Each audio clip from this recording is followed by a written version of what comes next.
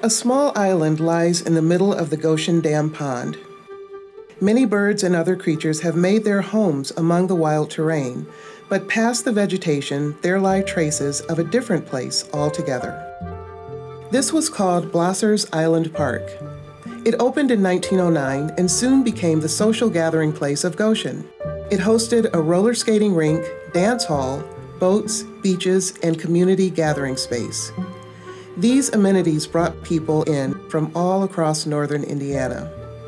Eventually, the park was forced to shut down, and the paradise that once was slowly broke down and returned to nature. This is its story.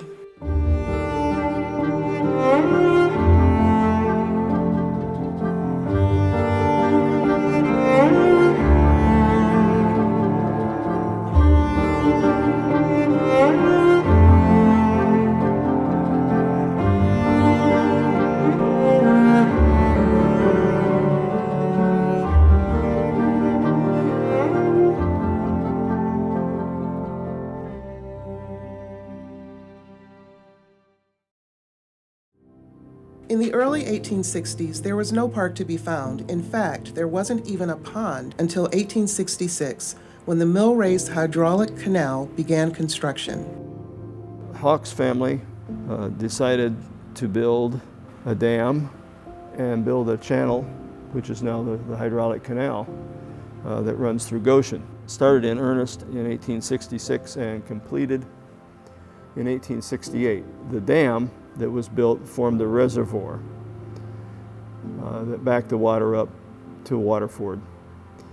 And in that reservoir process, the oxbow that had been owned by the Hess family was turned into an island. April 5th, 1906. A.P. Blosser, residing nearly a mile south of Goshen, has in contemplation plans for making quite a popular resort at that point on the river. He had started to operate boat rides from the east bank of the river onto the reservoir. That was doing so well between 1906 and 1909 that he decided, well, why don't I make a resort out of the island? Mr. Blosser has also purchased the 3.5-acre island in the river opposite his boat landing and has cleared it of the undergrowth that has long made it unsightly. It is now a handsome grove of young trees, an ideal place for a picnic resort. Contract has been let with David Hughes for the erection of a roller skating rink, 100 by 40 feet. Mr. Blosser says he is willing to make a heavy investment covering boating, bathing, and other amusements, providing the Winona Company will agree to stop all of its cars at a station to be erected at the Blosser site. So Mr. Blosser was in extensive contract negotiations with the Winona Line to establish a interurban stop so that people could ride the interurban from as far away as Elkhart and Warsaw up to this park. And access to the island obviously had to be by boat. A gasoline launch carrying 30 or 40 people would be installed to make the trips between the landing and the island. By 1909, the land was transformed and the park was ready to be opened. Every preparation for the public's convenience and pleasure has been arranged for, and the place is unusually attractive. The new building will prove one of the chief attractions. The first visitors came on June 19, 1909.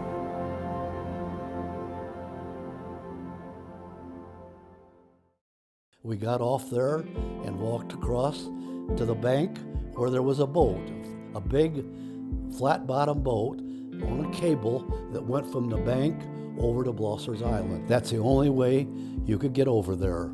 Visitors took the trolley or walked to the lot where they were met by the ferry that shuttled people to and from Blosser's Island. No, it didn't cost to get on the ferry. It just cost when you got to the skating rink. The barge, baptized the Sadie A, was around 15 by 30 feet. At its maximum capacity, it could ferry up to 60 passengers for a 3-minute ride across the Elkhart River. Captain Carl had a cable. Somebody put it across there for him. And he had the ferry boat that took you over to the park. The ferry's skipper, Captain Karl Lederer, who had served in the German Kaiser Army during World War I, took pride in captaining the humble vessel. He was sort of a character, and every group that he took over or brought back, he would have his captain's cap on, and he'd say, "I'm Captain Karl Lederer. I'm the captain of this boat. I'm the only captain this boat has ever had, and I've never lost a passenger." It gave him something to do. I think that was his main livelihood. Residents came to the island from all over the area for its most notable attraction, a 40 by 100-foot pavilion that housed the skating rink. When I was a kid and our school went there, end of the year party, we paid like a quarter for the skates. It was a fun place to go, and it was very inexpensive. It was just a lot of fun skating.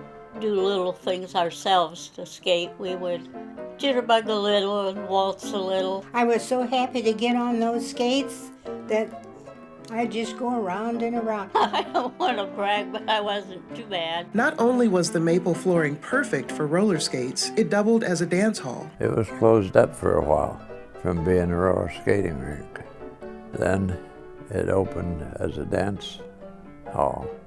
Again, you could join in with the dancing, and that was the biggest part of that. They played music, and sometimes they'd have couples skating. This would set the stage for a busy dating scene on Blosser's Island.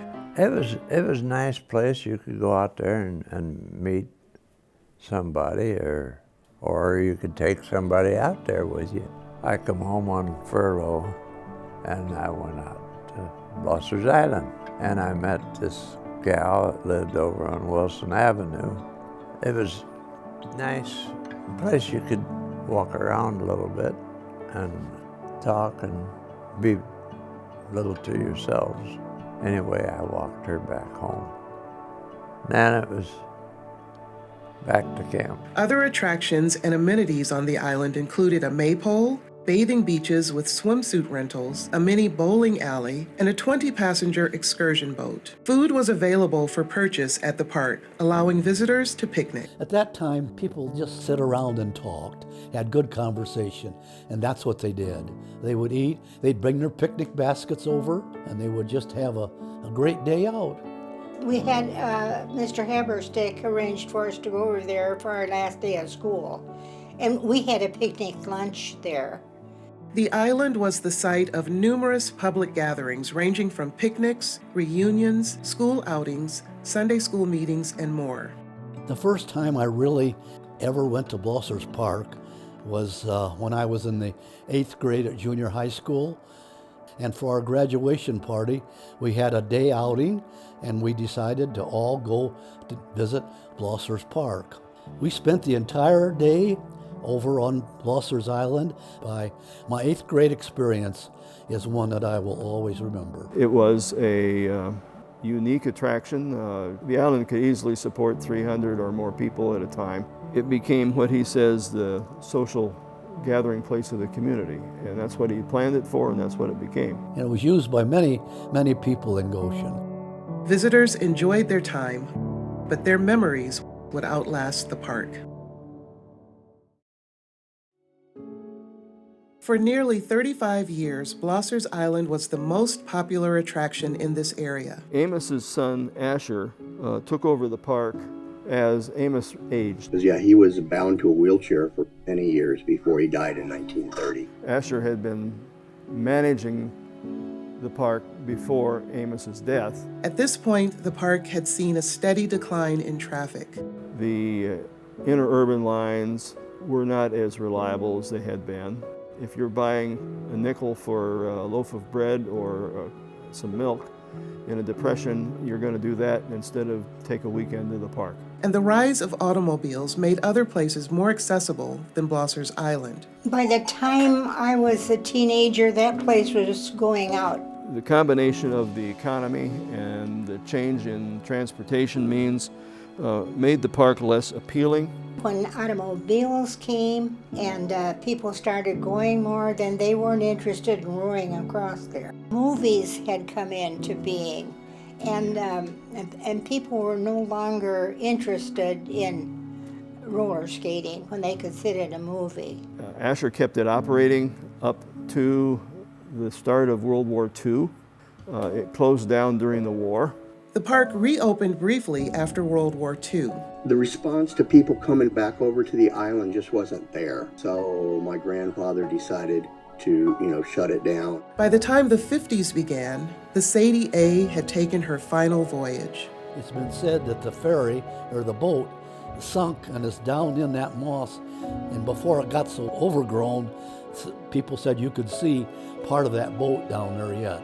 And it may still be there. A lot of people did do that, though, back in those days because it preserved the integrity of the boat. And the houses that were starting to be built down by South Main Street that abutted the river and were within sound distance of the park itself complained about the loudness of the Nickelodeon that was being played there. The neighbors took up a collection to compensate Asher in exchange for putting an end to the noise.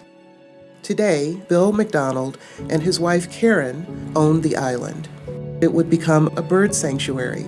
I think a lot of people value nature that's in its natural state. I think we're probably going to end up donating it and giving it to a conservatory to keep it. We don't want people going on there and chopping all the trees down. The maypole still stands tall.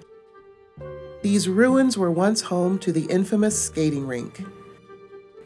Across the island, little reminders of its past life hide among the new life. Over 100 years later, Blosser's Island has returned to nature.